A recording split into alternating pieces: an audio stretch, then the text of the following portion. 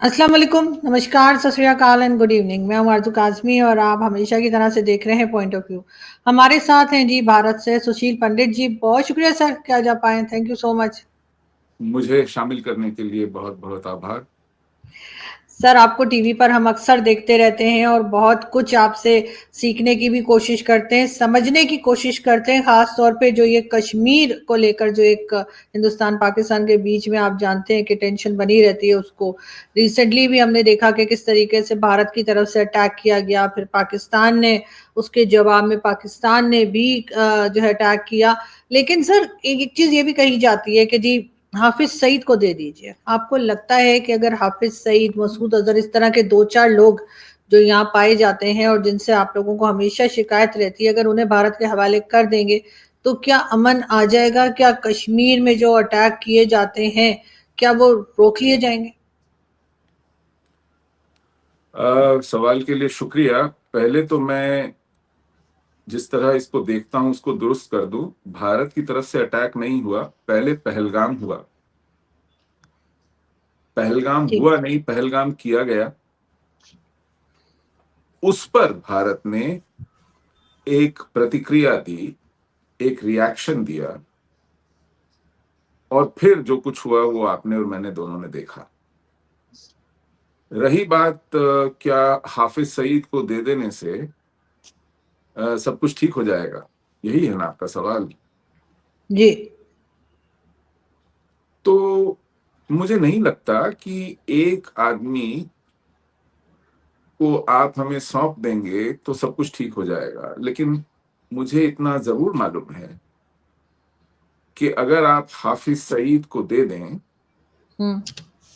तो जो पाकिस्तानी स्टेट की क्रेडिबिलिटी है इस जिहादी इंफ्रास्ट्रक्चर को तैयार करने की, उसको बहुत बड़ा धक्का लगेगा।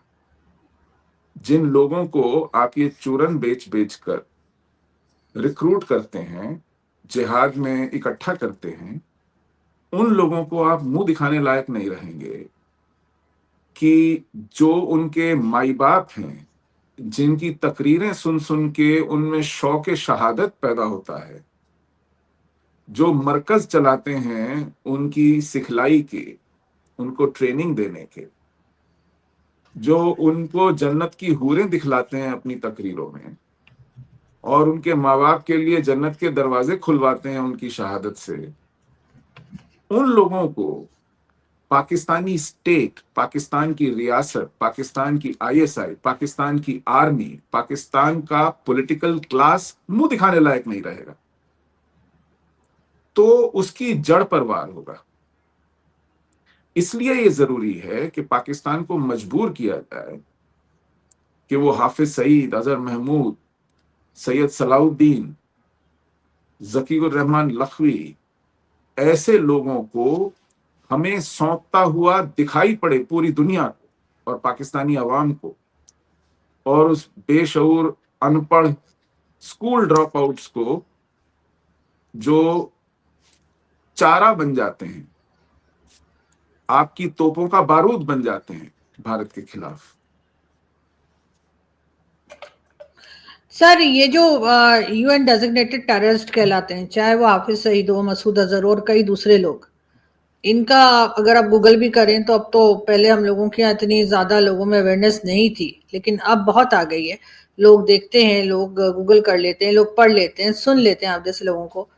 सर अगर इनको यूएन ने कह दिया है कि ये टेररिस्ट हैं, उसके बावजूद अगर पाकिस्तान उनको भारत के हवाले नहीं कर रहा या उनको कोई ऐसी सजा नहीं दे रहा जिसमें उनको जेल में होना चाहिए और नजर आए कि जेल में, तो आपके ख्याल से यूएन क्या बिल्कुल एक बेकार सी ऑर्गेनाइजेशन के तौर पे रह गया है कि उसकी बात को सुना नहीं जा रहा? हाँ, मुझे तो लगता है कि यूनाइटेड नेशन, जिसको आप उर्दू में अक़वाम मुत्तहदा। जी। मुत्तहिदा कहते हैं, हम्म। वो उसकी कोई रेलेवेंस खत्म हो गई। बहुत घट गई है, हम्म। रही नहीं है। उसका जो चाहे जैसा चाहे लोग इस्तेमाल कर लेते हैं। वो एक किराए का मकान रह गया है जिसमें बारी बारी से लोग आते हैं, अपनी दलीलें झाड़ते हैं, उसके उससे मनचाहे रेजोल्यूशंस और मनचाही अपील्स करवा लेते हैं, अभी हाल ही में पाकिस्तान जैसे कबाड़ा मुल्क ने टीआरएफ का रेफरेंस हटवा दिया उसकी इस पूरे किस्से की अपील को लेकर के। मतलब जो भी चाहे जिस भी डायरेक्शन में चाहे हाँक के ले जाता है इस यूएन को। कोई वेट, कोई क्रेडिबिलिटी नहीं रही है इस ऑर्गेनाइजेशन की, और ये रिप्रेजेंटेटिव ऑर्गेनाइजेशन भी नहीं है। भारत जो दुनिया का सबसे बड़ा मुल्क है आबादी में, सबसे बड़ी 5 इकोनॉमीज में से एक है, सबसे बड़ी 4 मिलिट्रीज में से एक है, उसका सिक्योरिटी काउंसिल में कोई रिप्रेजेंटेशन नहीं। पूरे के पूरे अफ्रीका कॉन्टिनेंट का कोई रिप्रेजेंटेशन नहीं है। पूरे के पूरे लैटिन अमेरिका कॉन्टिनेंट का कोई रिप्रेजेंटेशन नहीं है। ये रिप्रेजेंटेटिव बॉडी रह गई है क्या? सर हमें पाकिस्तान में ये बताया जाता है, या जो हम अपने टीवी चैनल्स पे सुनते हैं, अपने जो पॉलिटिशियंस हैं उनसे सुनते हैं, 9 लाख फौज जो है भारत ने वो खड़ी कर रखी है कश्मीर में। तो और बहुत उसके अलावा, फौज के अलावा बाकी जो सिक्योरिटी फोर्सेज है वो अलग है। सर इतना बड़ा वाकया हो गया, लोगों को 27 के करीब लोगों को जो है वो ले जाकर उन्होंने ना सिर्फ ये कि कभी का कलमा पढ़ के बताओ, कभी कपड़े उतारो, कभी चेक करो। सर वहां पे सिक्योरिटी क्यों नहीं थी? जैसे हम कहते हैं ना, बलूचिस्तान में जो ट्रेन हमारी हाईजैक हुई थी तो हमने बहुत सवाल उठाए अपनी गवर्नमेंट को कि जी सिक्योरिटी कहाँ थी, ऐसे कैसे बीएलए के लोग ले गए? तो सर ये एक लंबा प्रोसेस है कि आप 27 लोगों को एक साइड पर ले जाएं घेर कर, फिर उसके बाद उनसे पूछें इस्लाम के बारे में या कलमा या कपड़े चेक करें उनके।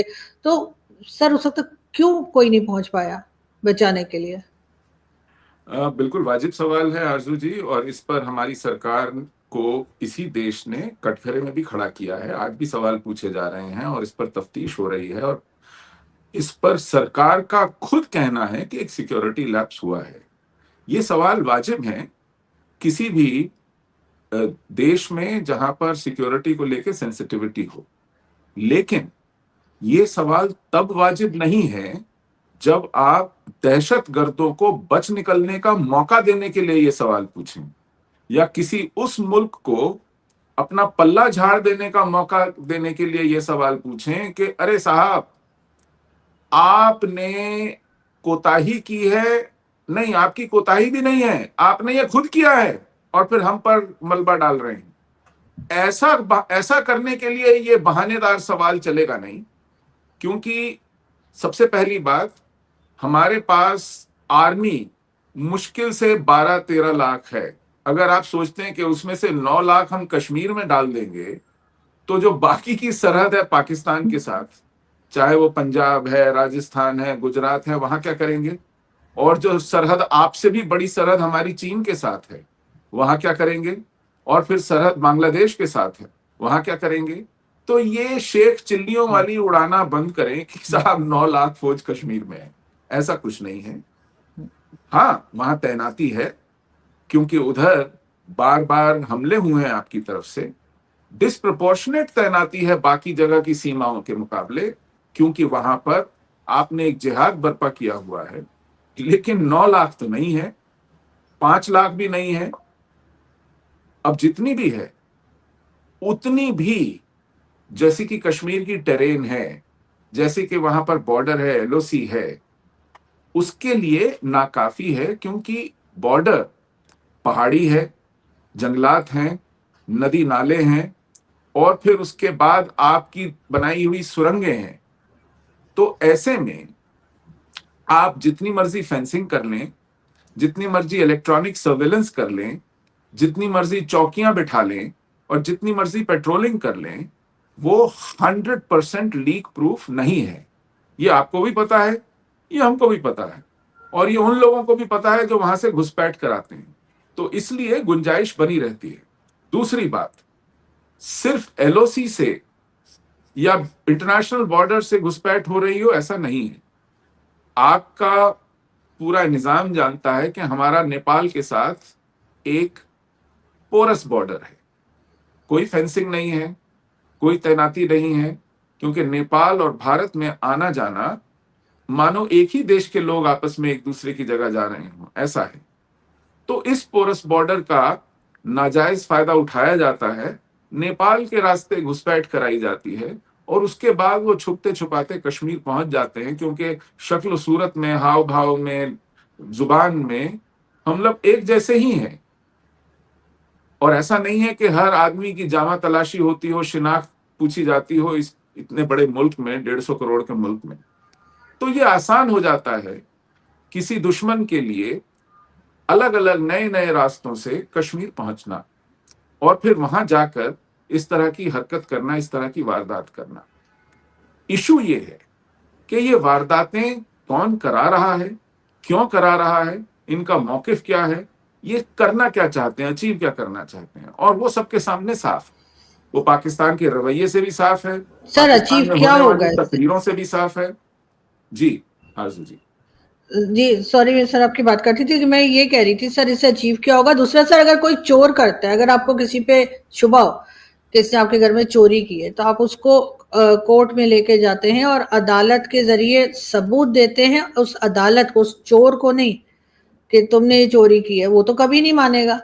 तो सर यहाँ पर क्या होता है कि हम एक दूसरे के ऊपर इल्जाम लगाते हैं, हम साबित नहीं कर पाते या मानते नहीं है, चाहे वो पाकिस्तान हो, चाहे वो हिंदुस्तान हो, या कोई भी कंट्री, वो कहते नहीं हमने नहीं किया। कोई तीसरा आप समझते हैं ऐसा है जो बीच में आ सकता है, जिसको सबूत दिए जाएं और वो फिर उस जिससे भी शिकायत है उसको कहे कि भैया आप अपने यहाँ ये चीजें सही करें। ऐसे तो आप लोग बहुत सालों से कह रहे हैं सर, 5 साल तो मुझे हो गए टीवी चैनल्स पे आते हुए, हम वही बातें आपने देखा है रिपीट करते हैं। कभी हम इन टेररिस्ट की बात करते हैं, कभी इंडिया पाकिस्तान की बात करते हैं, लेकिन हल हम में से किसी के पास भी नहीं है। चलिए, मैं आपकी बात मान लेता हूं। आपको 5 साल हुए, मुझे 15-20 साल हो गए।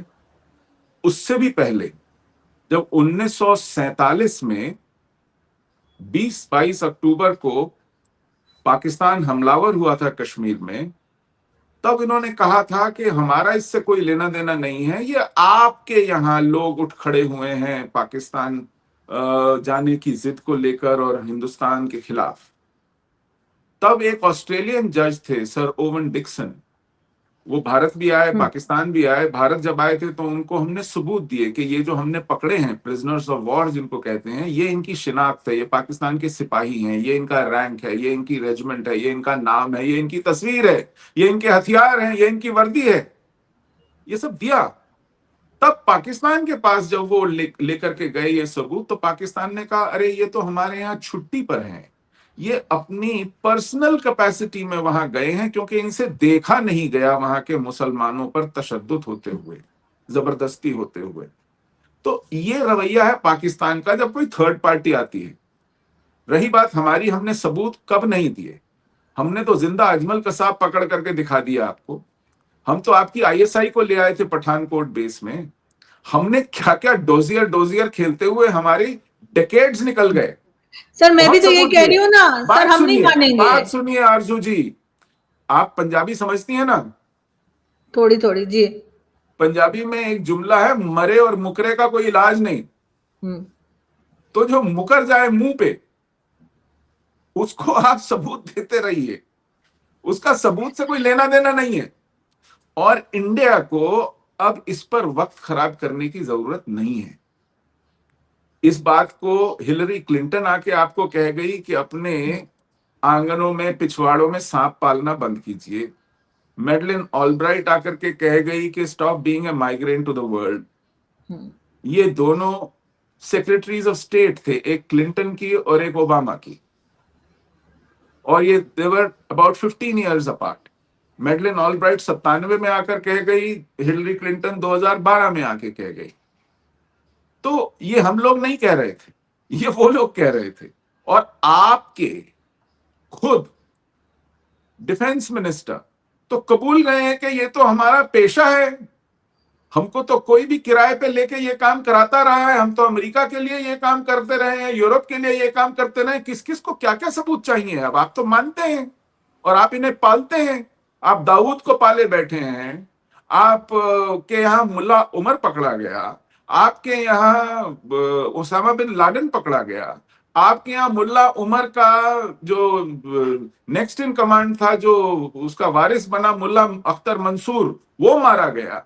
ये अब इसमें और कितने सबूत चाहिए दुनिया को और आपको, और सबूतों को आप करेंगे क्या? सर आज हमें तक किया सबूत क्या नहीं है चाहिए। सबूतों का आपने? नहीं नहीं सर, सबूत नहीं चाहिए, हम तो मानेंगे ही नहीं। मैं तो खुद ये कह रही हूँ ना कि हाँ, आपको किसी तीसरे के सामने सबूत देना चाहिए, इसलिए कि पाकिस्तान तो यही कहेगा कि नहीं हमने नहीं किया। नहीं नहीं, अब मैंने कहा वो आपने तीसरा भी होके देख लिया, जब जस्टिस ओवन डिक्सन ने सबूत दिए और यूनाइटेड नेशन सिक्योरिटी काउंसिल ने पाकिस्तान को हमलावर घोषित किया और यूनाइटेड नेशंस के रेजोल्यूशन पास हुए जिनकी दुहाई पाकिस्तान आज देता है। उन रेजोल्यूशंस में पाकिस्तान को कहा गया कि डीमिलिटराइज कीजिए, पीओके खाली कीजिए। किया खाली पाकिस्तान ने। उसके बाद 1950 में एक रेजोल्यूशन आया, पाकिस्तान ने कहा नहीं आप पहले इंडिया को बोलिए, तो 1950 का रेजोल्यूशन आया कि चलिए इंडिया और पाकिस्तान एक बार इकट्ठे खाली करेंगे। फिर पाकिस्तान मुकर गया, कहा कि नहीं नहीं मान तो जाते हैं, लेकिन ये जो यहाँ प्लेबिसिट होगा ये कैसे फ्री एंड फेयर हो, मतलब बहाने बनाने की भी हद होती है। तो आप किसकी बात माने हैं आज तक? आप किस तीसरे चौथे पांचवें आदमी को? अल्लाह मियां तो आकर के बैठेंगे नहीं यहाँ तराजू लेके के देखें किसका वजन ज्यादा है किसका कम है। तो ये ढिठाई चलने वाली नहीं है, और इंडिया अब इस पे वक्त खराब करने वाला नहीं। इंडिया ने तय कर लिया है कि हमारे यहां कोई जिहादी हरकत हुई और पाकिस्तान पे कहर टूटा, मोटी बात। सर आपके यहाँ कश्मीर में अंदर भी तो कुछ ऐसे लोग हैं ना जो सपोर्ट करते हैं इस तरह के लोगों को, इस तरह के अटैक्स को। जब तक वो सपोर्ट ना करें, घर के अंदर से जब तक कोई ना करे, बाहर वाला अंदर नहीं जा सकता, ना ही कुछ कर सकता है। इस पे आप क्या कहेंगे? बिल्कुल ठीक है, बिल्कुल ठीक कह रहे हैं आप। कश्मीर में थोड़े बहुत नहीं, बड़ी तादाद में ऐसे लोग हैं जो पनाह देते हैं, जो रास्ते दिखाते हैं, खिलाते पिलाते हैं, छुपने की जगह देते हैं, भागने के रास्ते दिखाते हैं, रेकी करते हैं, लॉजिस्टिक्स प्रोवाइड करते हैं, सब कुछ करते हैं, है ना? कहां नहीं हुए दुनिया में आज तक, मुझे बताइए। पाकिस्तान में ऐसे लोग नहीं हैं जो ऐसा करते हैं आपके मुल्क के खिलाफ। हमें भी उनका इस्तेमाल करना चाहिए। किस मुल्क में ऐसे लोग नहीं हैं? रूस में ऐसे नहीं थे, अमेरिका में ऐसे नहीं थे, दुनिया में कब किस दौर में ऐसे लोग नहीं रहे? मुझे बताइए। ये कोई बड़ी बात नहीं है। हमें उनसे निपटना आता है, हम निपट रहे हैं, निपटते रहेंगे। ऐसा नहीं है कि कभी ऐसा वक्त आएगा जब एक भी ऐसा आदमी नहीं होगा, होगा।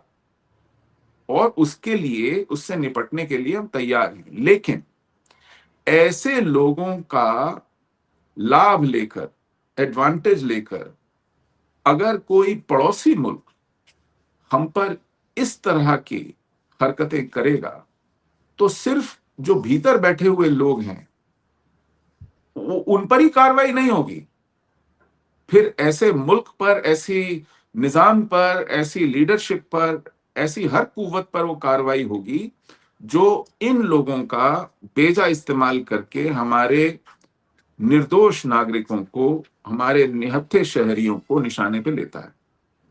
ये बात तय है।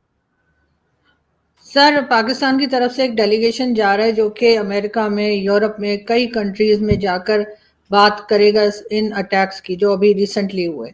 भारत की तरफ से भी एक डेलीगेशन जा रहा है, शशि थरूर साहब उसको लीड करेंगे पाकिस्तान से। जो भुट्टो साहब हैं, बिलावल भुट्टो साहब, वो करेंगे। सर क्या हासिल होगा इससे? कुछ आपको लगता है कि ये डेलीगेशन जो जा रहे हैं ये कुछ अचीव कर पाएंगे? अ, हो सकता है शायद कुछ अचीव कर पाए, लेकिन पाकिस्तान मुझे लगता है कि हर बार, हर समय ये देखता है कि अब भारत ने अपना दायां कान खुजाया तो मैं भी अपना कान खुजा लेता हूँ। अब भारत ने थोड़ा खांसा तो मैं भी खांस लेता हूँ। तो इस तरह की बंदरों वाली नकल करने से पाकिस्तान का कुछ होना जाना नहीं है। उनका वक्त और पैसा खराब होगा। हमारे पास चाहे वक्त और पैसा खराब करने को बहुत है, पाकिस्तान के पास उतना नहीं है। तो पाकिस्तान जरा सोच ले इस बारे में। वो सबसे पहले जाए इस्लामी मुल्कों में जिनमें से उंगलियों पर गिनने गिनने लायक भी मुल्क खड़े नहीं हुए उसके साथ। बाकी दुनिया में जाना तो एक दूसरी बात है। कम से कम Saudi Arabia, United Arab Emirates, कितने 52-55 है ना ऐसे मुल्क जो अपने आप को इस्लामी कहते हैं। जी। कोई पाकिस्तान के साथ कितने लोग खड़े हुए इस बार? तो अपनी उम्मत में, रसूल की उम्मत में जाके एक बार, जैसे कह रहे आपके प्रधानमंत्री ने कहा अपने मंजे तले पहले डांग चलाओ, झाड़ू चलाओ, नहीं नहीं डांग फेरो, हो। सर ये तो तो फिर मंजे तीन तले कंट्रीज, डांग फेरो पहले। सर ये तो फिर तीन कंट्रीज बताते हैं ना, अजरबैजान, चाइना और उसके साथ टर्की। आप लोग कौन सी लास्ट कंट्री आई समझते हैं हेड जो आपके चाइना साथ वाज है? Not an Islamic country. नहीं, not, I am not talking about Islamic country, मैं सिर्फ कंट्रीज की बात कर रही हूँ। तीन कंट्रीज पाकिस्तान ने तो फिर भी गिना दी सर, टर्की बोल दिया, चाइना बोल दिया, कहा अजरबैजान है। आपके साथ कौन था? हमने किसी से मदद नहीं मांगी थी, लेकिन किसी ने, हमने सबको, दुनिया को बताया कि हम ऐसा करने जा रहे हैं। अमेरिका ने कहा जो आपकी मर्जी हो कीजिए। हमने हम्म। पूरी दुनिया को बताया कि ऐसा हुआ है और ऐसा होने जा रहा है। किसी ने हमसे नहीं कहा नहीं नहीं नहीं नहीं रहने दो, बेचारे को छोड़ दो। उन्होंने कहा भैया जो तुम्हारी मर्जी हो करो, आप खुद मुख्तार हो। किसी ने हमारा हाथ नहीं रोका। मगर हमने पहल सर, की थी, सर आप लेकिन लोग, जी।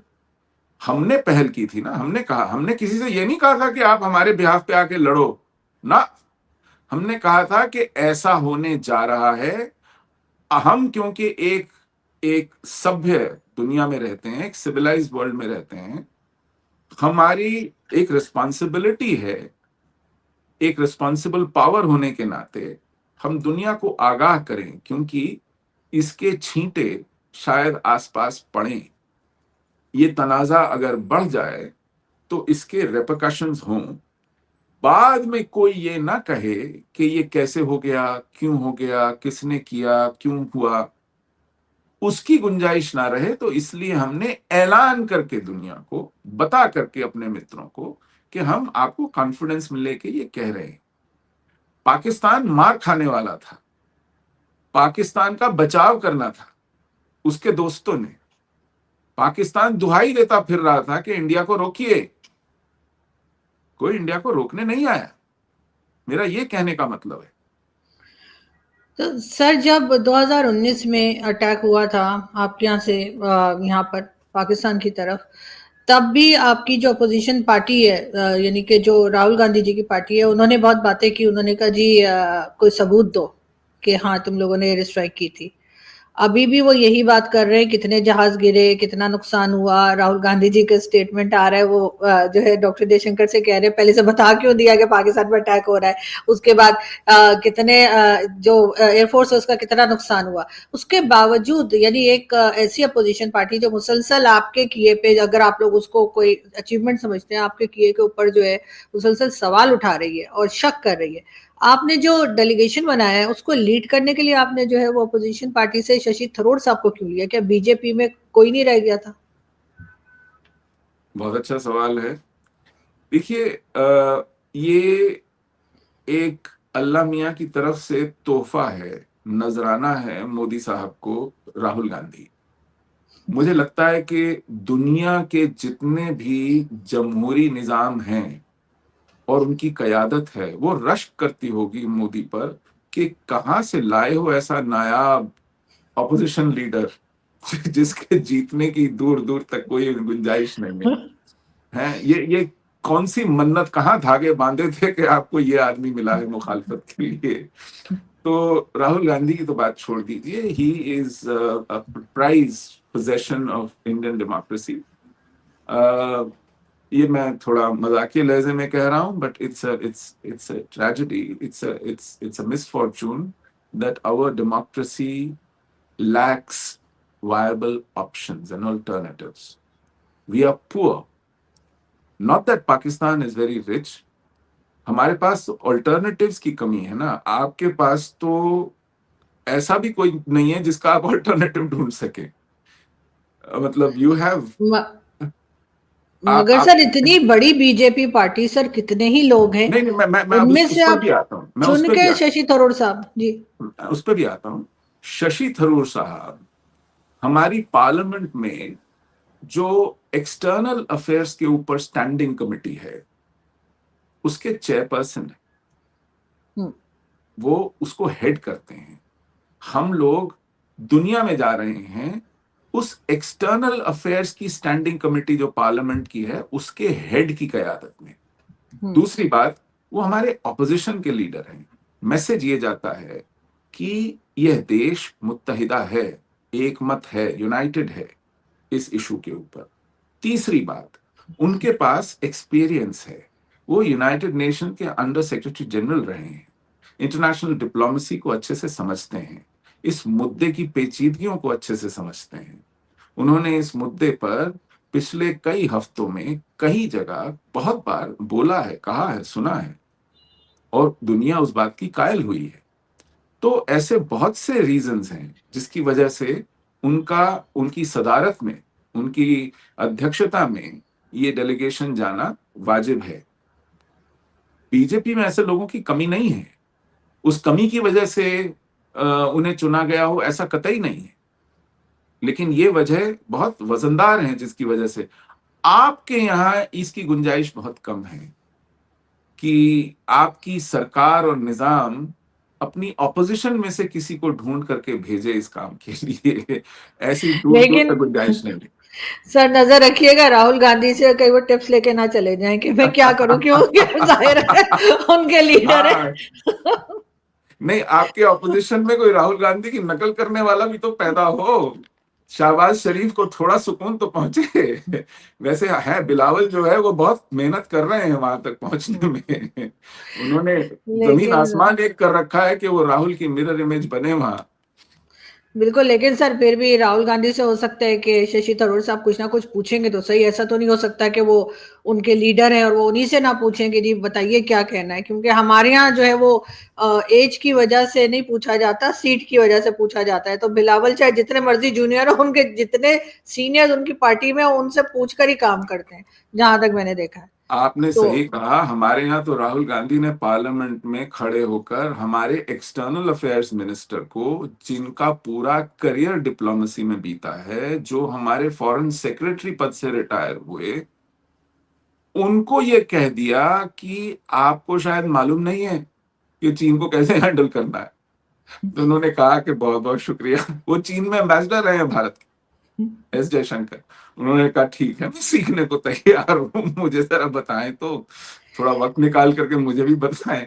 तो राहुल लेकिन गांधी तो किसी को भी नसीहत, सलाह दे सकते हैं। वही तो सर, शशि थरूर साहब को छोड़ेंगे तो नहीं वो। लेकिन सर अगर खुदा ना खास्ता नाकामी हो जाती है तो क्या किया जाएगा? सारा ब्लेम शशि थरूर साहब के सर लग जाएगा क्योंकि वो अपोजिशन से। नहीं नहीं, इसमें नाकामी या सफलता का सवाल नहीं है।